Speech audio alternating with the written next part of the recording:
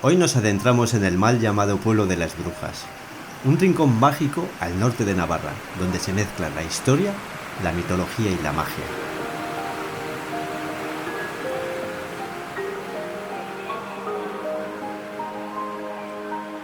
La mitología nos lleva en la zona a visitar las cuevas de Urdax, donde suele pasar largas temporadas Mari, la diosa de la naturaleza en la mitología vasca.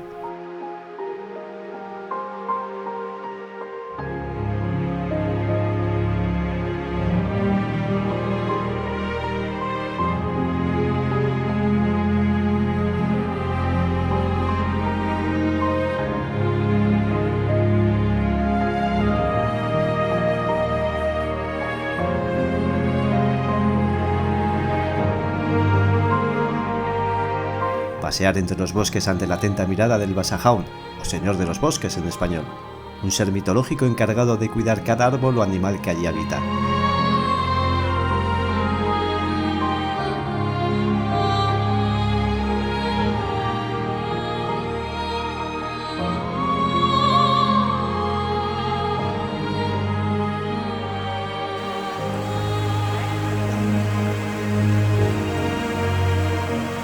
En este precioso paisaje no cuesta imaginar cómo las lamias, que son seres de bella apariencia femenina, pero con pies de pato o de gallina, pasan largo tiempo peinando su larga melena con un peine de oro sentadas en la orilla del río.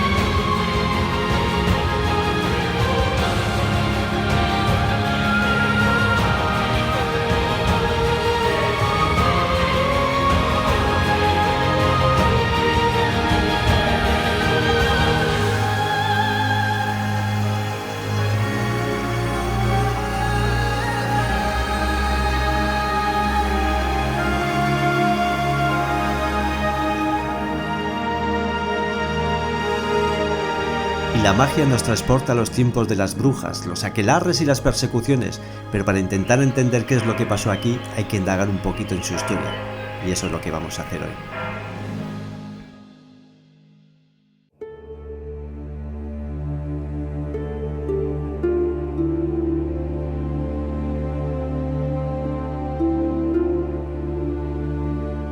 La mayoría de la gente cree que todo empezó en esta casa de Graciana Barrenechea, pero la realidad es que para llegar a este punto de la historia tenemos que retroceder unos años atrás.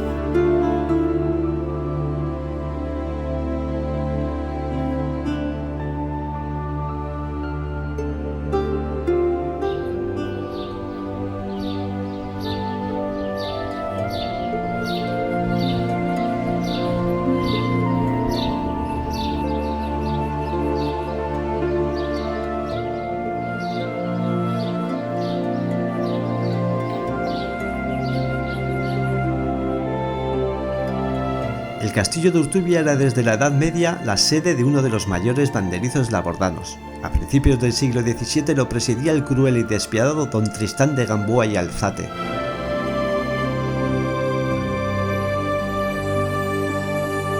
Durante años intentó conservar sus antiguos privilegios feudales, entrando continuamente en disputas y conflictos con los vecinos de la comarca porque cada vez se resistían más a su dominio. A su vez, Juan Damou, señor del castillo de Sempere, tenía problemas para controlar a sus campesinos, así que se unió a don Tristán en un plan malvado con el propósito de causar miedo a la población. Apresaron a las ancianas de la zona y las obligaron a confeccionar una lista de sus vecinos acusándoles de brujería. De una manera u otra, esa lista fue llevada a Burdeos en Francia, y en el verano de 1609 el Parlamento de Burdeos envió a 2 emisarios, el juez Spanev y el abogado Pierre de Gostery, y fue aquí cuando empezó la mayor cacería de brujas que se conoció hasta entonces.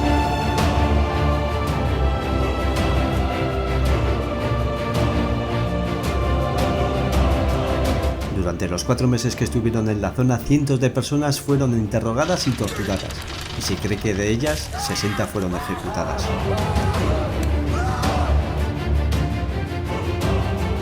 Las declaraciones que se obtenían mediante la tortura explicaban cómo adoraban al diablo con forma de macho cabrío, la sumisión, la preparación de pócimas, la ingesta de bebés.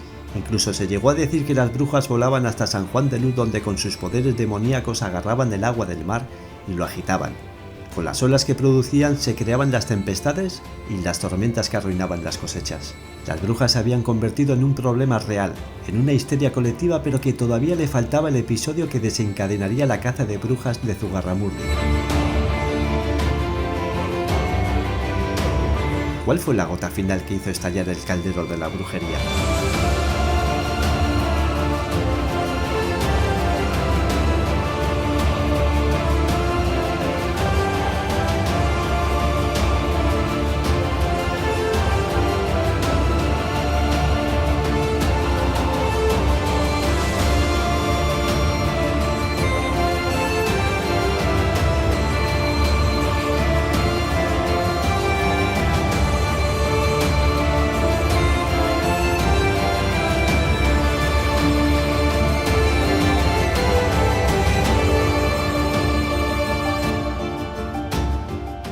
Esta zona se encuentra muy cerca de la frontera con Francia.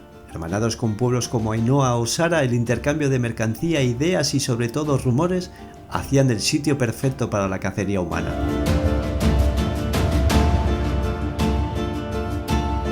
Los habitantes de Zugarramurdi llevaban desde la Edad Media sometidos a la autoridad de la abadía de San Salvador de Urdax, quien los machacaba con los diezmos cada vez más abusivos. Los campesinos, cada vez más pobres y hambrientos, entraron en conflicto con las autoridades locales.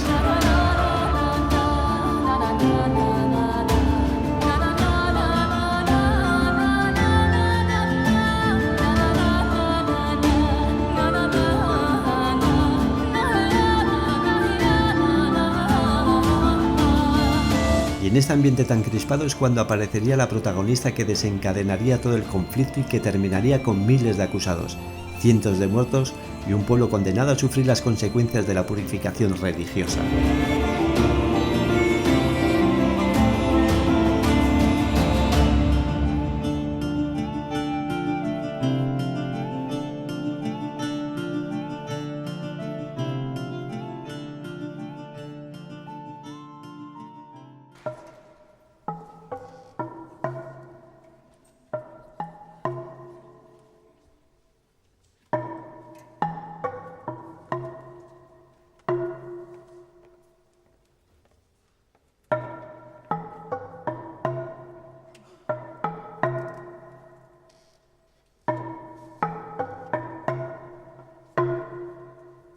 María de Chimildegui, de apenas 20 años, ya vivió de pequeña en Zugarramurdi, pero se trasladó junto a su familia a Ciburu, un pueblo que ya había presenciado la persecución, aunque a menor escala, de brujas.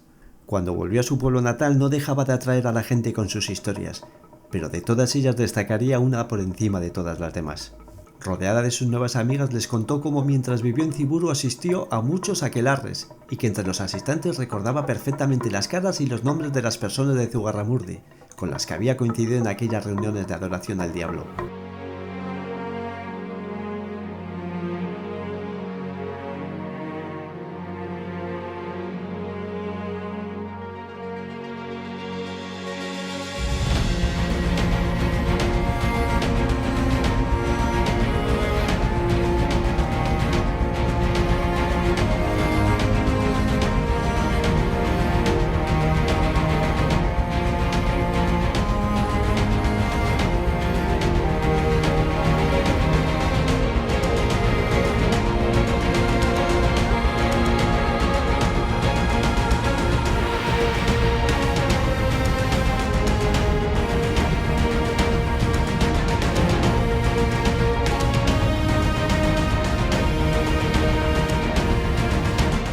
Como era de esperar, esa historia corrió como la pólvora entre los vecinos, y como muchas otras veces en aquella época cuando surgía un conflicto así, lo normal era hacer una especie de careo frente al párroco de la localidad, y era él quien, después de hacer una confesión delante de 50 vecinos, todo solía solucionarse mediante la absolución.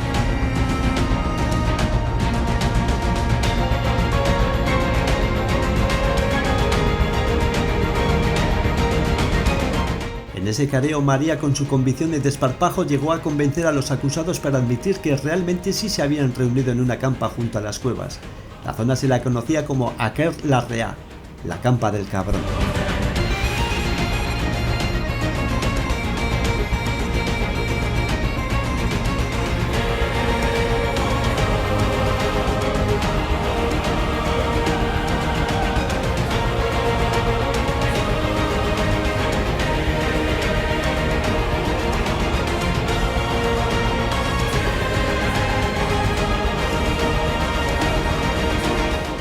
Casi todos los acusados pertenecían a una misma familia, la de Graciana de Barrenechea, la que después se conocería como la Reina de las Brujas, y es aquí donde volvemos al principio de la historia.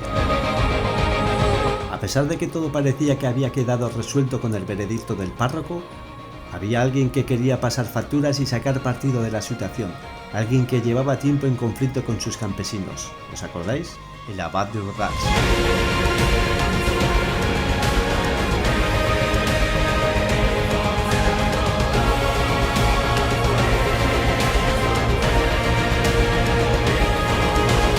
El abad escribiría una carta a la Santa Inquisición denunciando un foco de brujería y rogando ayuda para la eliminación de aquellos actos impúdicos que allí se estaban celebrando.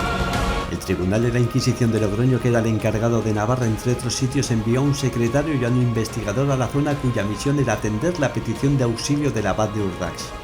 Las primeras 4 detenidas pertenecían todas a la familia de Graciana. Tras interrogarlas y mediante la tortura, las 4 mujeres se declararon culpables. Cabe destacar que ellas solo hablaban euskera, pero que de forma generosa el abad de Urdax se ofreció como interlocutor. Existe la creencia que adornó e incluso falsificó la traducción de las respuestas de aquellas pobres mujeres.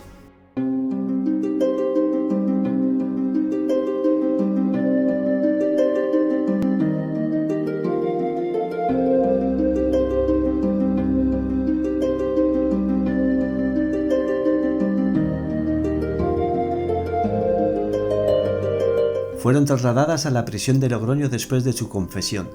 Con buena intención, el párroco de la localidad, Fray Felipe, habló con el resto de acusados para que fuesen voluntariamente a confesar sus pecados ante el tribunal de Logroño, convencido de que con su arrepentimiento todo se subsanaría. Se equivocaba. Los hombres fueron apresados nada más llegar a Logroño bajo la acusación de brujería y herejía. Jamás volvieron al pueblo.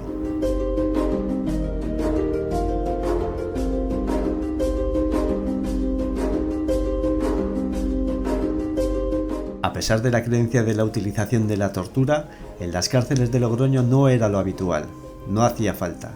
Los interrogatorios interminables, el hambre y las enfermedades hicieron que los acusados se autoinculparan para terminar cuanto antes aquella forma de vivir. Murieron 13 en las cárceles. La enfermiza caza de brujas había comenzado. El inquisidor Juan del Valle alentaba en los pueblos a confesarse y sobre todo a acusar a sus propios vecinos de brujería. Todo se les había ido de las manos. Fueron miles y miles los acusados. En noviembre de 1610 el Tribunal de la Santa Inquisición organizó un acto de fe al que acudirían cerca de 30.000 personas para ver el dantesco espectáculo. Habían pasado 2 años desde que María de Simildegui había alborotado al pueblo con sus cuentos, y ahora casi el pueblo entero estaba con un pie en la hoguera. Los 13 que habían muerto en prisión no se librarían del juicio. Recogieron sus huesos y formaron figuras a tamaño real para que les representasen. Del resto de acusados, 5 fueron quemados vivos en la hoguera. 12 quedaron libres de la purificación del fuego, aunque 5 de ellos fueron condenados a cadena perpetua. En total hubo cerca de 5.000 sospechosos. Con tal magnitud de acusados, por fin el tribunal empezó a pedir pruebas reales o materiales que hasta entonces no habían hecho.